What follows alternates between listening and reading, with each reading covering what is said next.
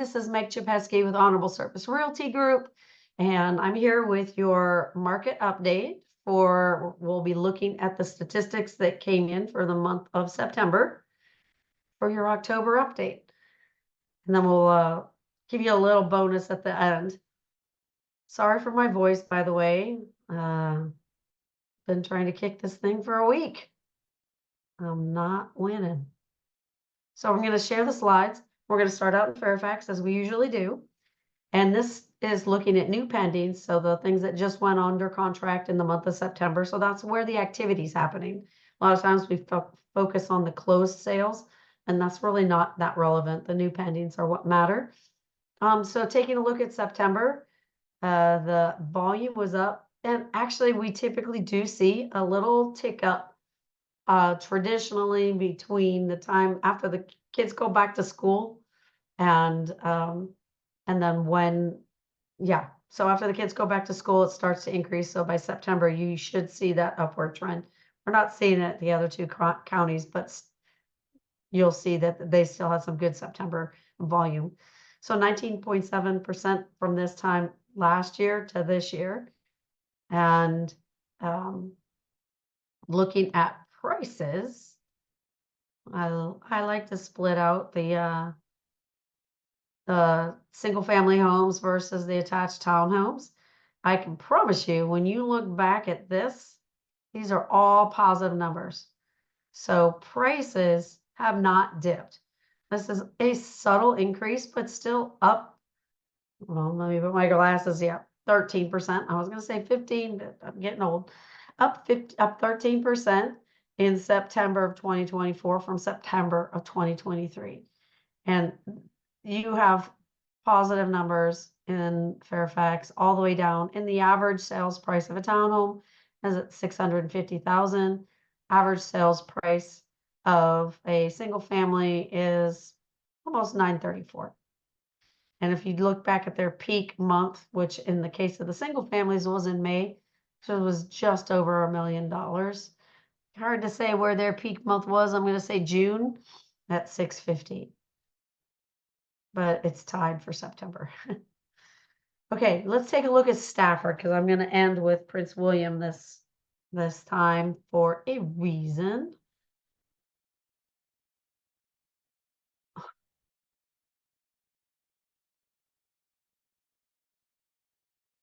There we go. It was misbehaving on me. We're going to go back to market activity first. Just look at the total sales, new pendings. So they also saw that tick up in Stafford in September. Up to 32.6% more volume, more transactions happening in September of this year than September of 2023.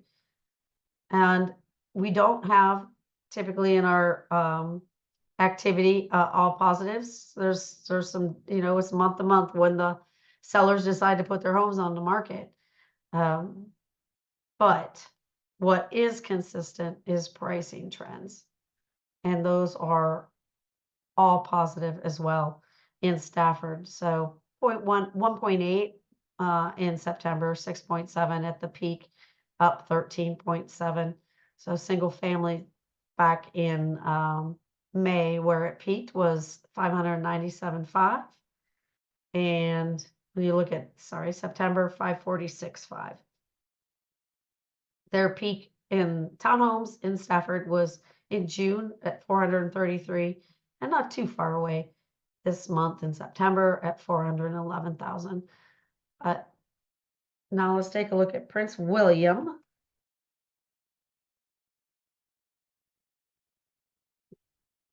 We'll zip over to market activity, new pendings.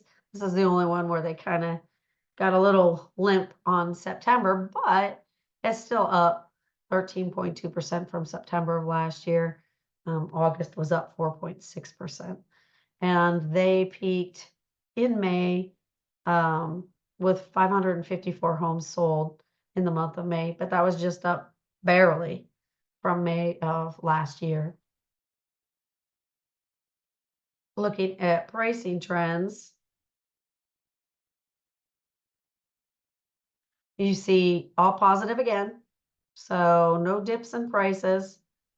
And same for the townhomes, all positive. The peak detached in June of this year was 740,000, up 9% from that time last year. But September 685, and that was just barely up from September of last year. Looking at townhomes, your average or your median price rather is 480,000, down from 540 from the peak of June.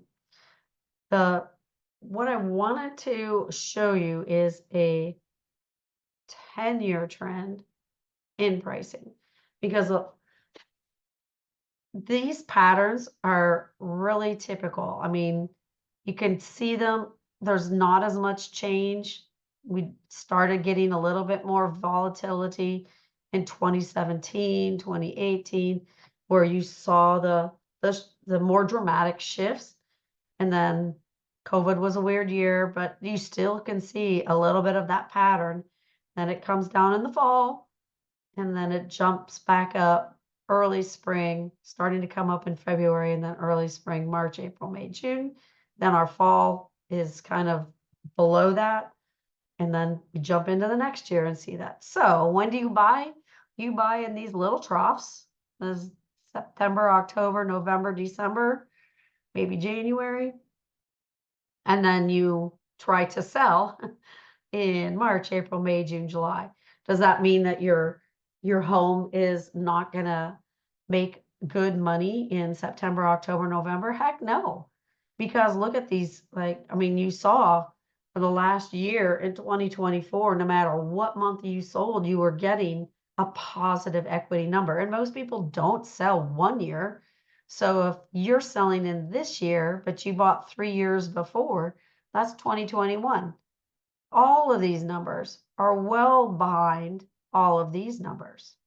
So for people that are concerned that they're losing equity if they buy now, unless you're somebody who thinks you might sell next year, and even then, if you buy now, because we're in a trough, and you sell in the spring of, say, 2026 instead of 2025, and even spring of 2025, you might be okay, but there are some costs to sale. You are going to make money on this investment. Time to buy is now. Time to sell is coming up. So if you want more information about how we are prepping our sellers for the spring market, contact us. We have a seminar on September 13th where we're going to be going through the whole enchilada and serving enchiladas. How about that? And if you are interested in capitalizing on these troughs, contact us, because we can help you find a property that is a good deal. There are a lot of good deals out there right now. Hope that was helpful. As always, you can find your home value by going on to our QR code or link down below. And you also can ask us at any time to do a very specific market analysis for your home, your community. We're always available and always happy to provide you the information. Thanks, guys. Thanks for listening. Until next time.